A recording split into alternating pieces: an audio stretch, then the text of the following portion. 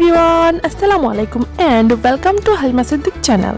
বন্ধুরা, মুখের আসল সৌন্দর্য হলো চোখ। সেই চোখ যদি রিঙ্কেল এবং ডার্ক সার্কেলে ভরে থাকে তাহলে আমাদের ত্বকের সৌন্দর্য নষ্ট করার জন্য এটাই অনেক।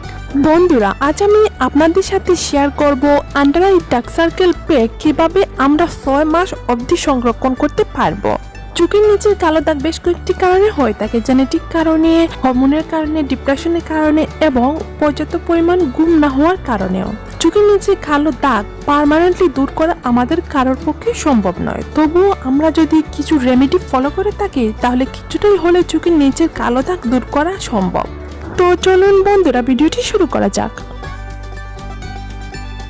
ডার্ক সার্কেল প্যাক তৈরির জন্য প্রথমেই আমি মুলতানি মাটি নিয়ে নিব 3 টেবিল চামচ। বন্ধুরা, চোখের নিচে কালো দাগ দূর করার জন্য এটি হলো আমার শর্টস ভিডিও। এ সম্পর্কে যদি আপনারা আরো জানতে চান তাহলে আমার চ্যানেলে আরো 2টি ভিডিও আছে, আপনারা চাইলে দেখে নিতে পারেন, নতুবা আমি ডেসক্রিপশন বক্সে এর লিংক দিয়ে দিব।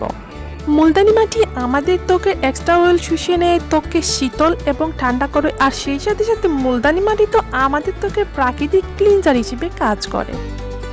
এবার আমি এর মধ্যে এড করে নিব ডালিমের কুসা গুঁড়া 2 চা চামচ।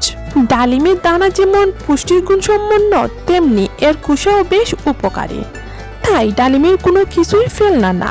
ডালিমের কুসায় আছে ভিটামিন, ক্যালসিয়াম, অ্যান্টিঅক্সিডেন্ট, ম্যাগনেসিয়াম এবং খনিজ সহ আরো বেশ কিছু উপাদান, যা আমাদের ত্বকের জন্য অনেক উপকারী। এরপর আমি এর মধ্যে এড করে দিব আলু গুঁড়ো 1 টেবিল চামচ। আলুতে রয়েছে প্রচুর পরিমাণে অ্যান্টিঅক্সিডেন্ট, এর সাথে সাথে রয়েছে ভিটামিন, ফসফরাস, পটাশিয়াম, ম্যাগনেসিয়াম। এটি যেমন ত্বক উজ্জ্বল করতে পারে ঝটপট, তেমনি ত্বকের রিঙ্কেলও দূর করে। এবং সবশেষে আমি এর মধ্যে এড করে নিব হলুদ গুঁড়ো 1 চিমটি। বন্ধুরা, এখানে কিন্তু আমি রান্নাঘরে যে হলুদ পাওয়া যায় সেটা ব্যবহার করিনি, তাই আপনারা যতটুকু সম্ভব রান্নাঘরের হলুদ অ্যাভয়েড করবেন, কারণ এতে বিভিন্ন ধরনের মশলাপাতি মেশানো থাকে। এবার আমি সব উপকরণ একসাথে মিক্স করে নিব। বন্ধুরা, আপনারা যখন এই প্যাকটি ব্যবহার করবেন তখন সামান্য পরিমাণ বা আপনাদের চোখের পরিমাণ অনুযায়ী 1 চামচ নতুবা 2 চামচ নিয়ে নেবেন, এবং এর সাথে মাস্ট বি আপনারা শসার রস নতুবা আলুর রস মিশিয়ে ব্যবহার করতে হবে।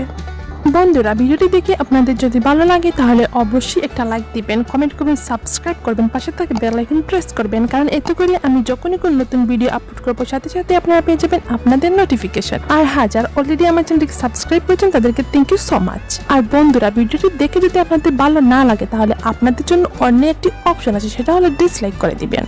তো এবার হলো সংরক্ষণের পালা। প্লাস্টিকের বোতল নতুবা একটি কাঁচের বোতলে বড় সংরক্ষণ করে রাখতে পারবেন প্রায় 6 মাস অবধি, তবে 20 থেকে 25 দিন পর এটাকে রোদে অবশ্যই শুকাতে দিতে হবে। তো বন্ধুরা, দেখা হবে নেক্সট ভিডিওতে ইনশাআল্লাহ। আল্লাহ হাফিজ, থ্যাঙ্কস ফর ওয়াচিং।